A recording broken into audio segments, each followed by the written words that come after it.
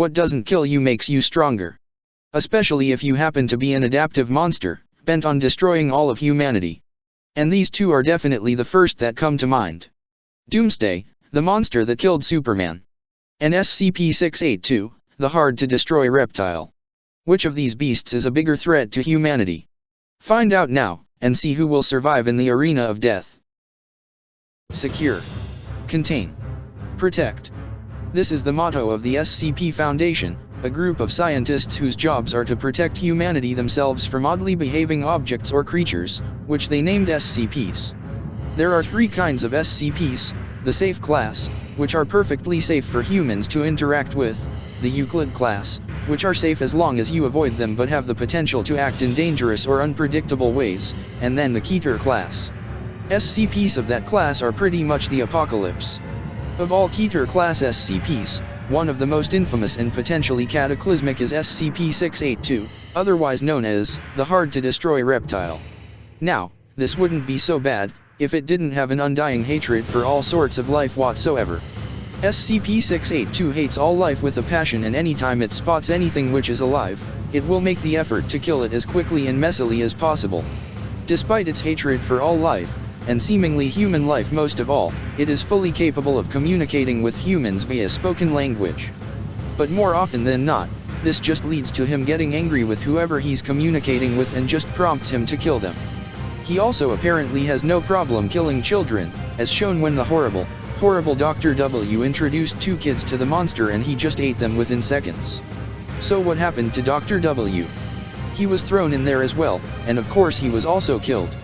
But there is one critical aspect to 682 that makes him one of the most dangerous SCPs in the known SCP universe: he can adapt to anything that destroys his body tissue, which is part of why he is considered to be almost impossible to kill.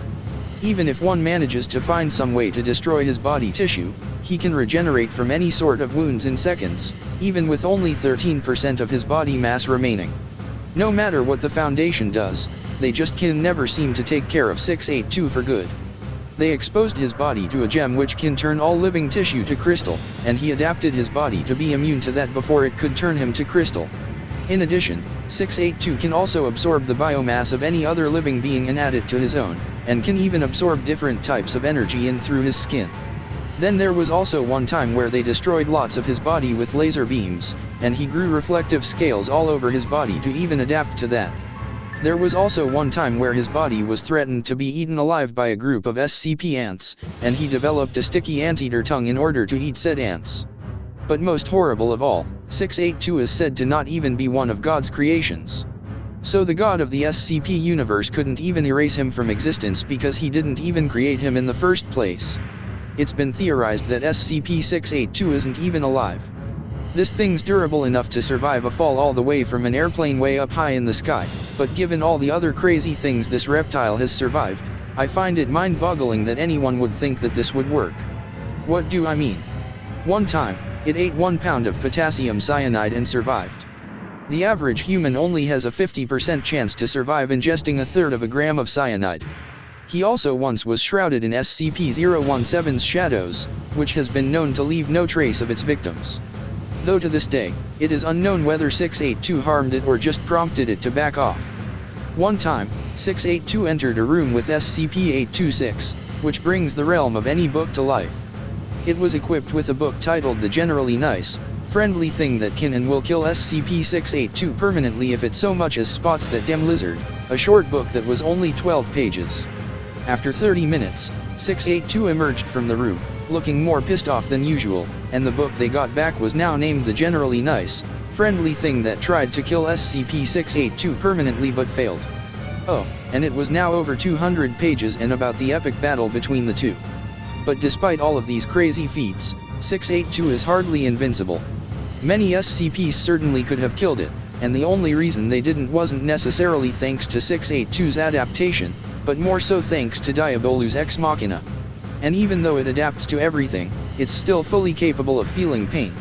And while 682 is basically a genius, it gets pissed off really easily. He's also been tamed by a little girl for a short period of time and incapacitated time and time again. He's officially lost a battle against SCP-2599, one of the very few SCPs that legitimately threatened to kill him. Overall, SCP-682 is a near unstoppable monster with incredible strength, speed, durability, and intelligence. He can only be defeated by beings just as powerful, or countless dimensional beings. The planet Krypton, as we all know, many incredibly powerful entities were spawned from there. But long before this planet's untimely demise and Superman's becoming one of the strongest heroes the Earth has ever seen, there was a Kryptonian mad scientist by the name of Bertrand, who experimented with life on Krypton to create the perfect being. So what did he do? He experimented on a Kryptonian baby, throwing it into a hostile environment. And considering the crazy stuff that's on Krypton, you can imagine that the baby died. Curiously, the baby was able to resurrect itself and became immune to what killed it the first time. After dying again, this time to a different cause, it resurrected itself again, and became immune to that. This process was repeated until the baby built itself up to strength, being able to take on any powerful creature that tried to attack it. Until self-defense was no longer the name of the game, and then it killed pretty much all native life on Krypton. But then, baby Doomsday became self-aware and murdered Bertrand in cold blood, then went on to fly out of the atmosphere, murdering several Green Lanterns along the way. Then it crash-landed on Earth, where Booster Gold would give this abomination the name, Doomsday. Doomsday is infamous for all the destruction he leaves when he rampages. In a fit of rage, Doomsday can level an entire city within minutes. And just like Superman, don't even try shooting him with bullets. He'll shrug those off into next week, and then murder you with a flick. He possesses incredible strength, being able to lift entire buildings off of the ground and can even harm Superman with his punches. His skin is also impervious to most forms of physical damage, being able to no-sell Superman's heat vision all the time. But in case you manage to somehow destroy his body tissue, he can regenerate it back to perfect health in no time. For his size and weight, Doomsday is also remarkably fast. He is capable of outrunning speeding cars, and can even tag Superman. They were also gonna give Doomsday the ability to fly, but his legs were too dense for that. So instead, he takes to the skies with a leap, being able to reach speeds and heights capable of mirroring those of Superman's. In addition, the spikes covering Doomsday's body are actually sharp and strong enough to pierce through Kryptonian skin. If you recall, the molecular structure of Kryptonian skin allows them to absorb the impacts of physical attacks. By exposing his own body cells to the molecules of his own surroundings, he can actually adapt his own body around any sort of threat that just so happens to be in his general area. He can do this to obtain a physical immunity to a variety of different attacks, or even copy the abilities of his opponents. Doomsday can even learn the weaknesses of his various opponents. Like when he famously did battle with Martian Manhunter, and gained the ability to use fire. And then he also gained an ability to emit a poisonous mist from his skin that could weaken Kryptonians, like Superman. As a battle goes on, the more Doomsday adapts to his opponents. So you kind of have to finish him off quickly in a fight. But even more terrifying, Doomsday can never truly be killed. If he is to lose his own life, he can actually resurrect himself within a few days, being completely immune or at least resilient to whatever last killed him.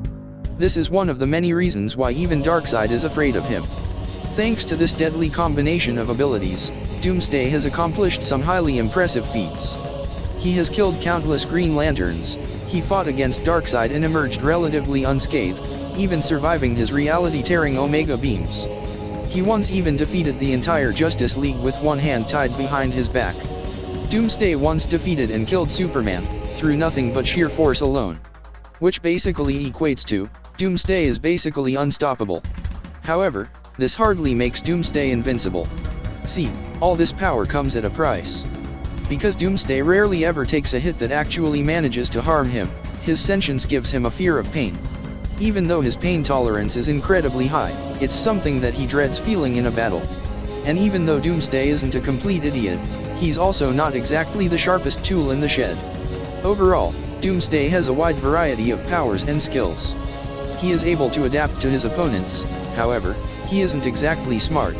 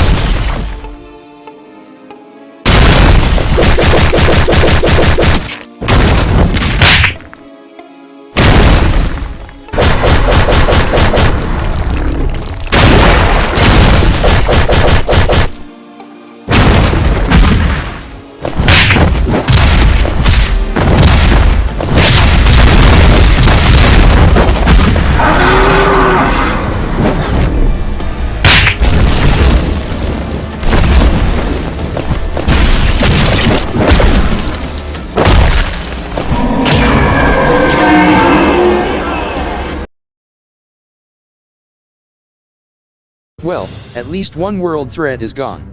Doomsday and SCP-682 might be notorious for being unkillable, and while it was true that neither one could exactly kill the other one in a conventional sense, it became clear who the true winner was after looking at their stats.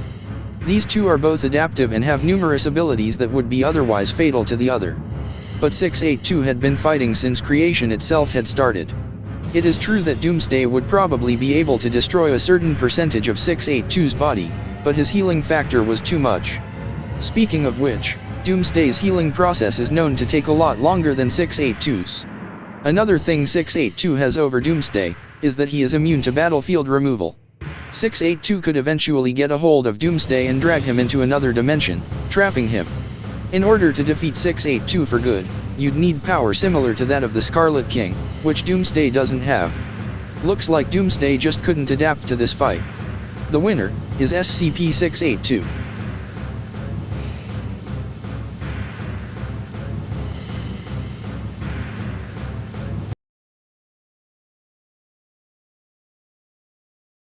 I got a new pup tent for you in the car. Far-flung, here we come!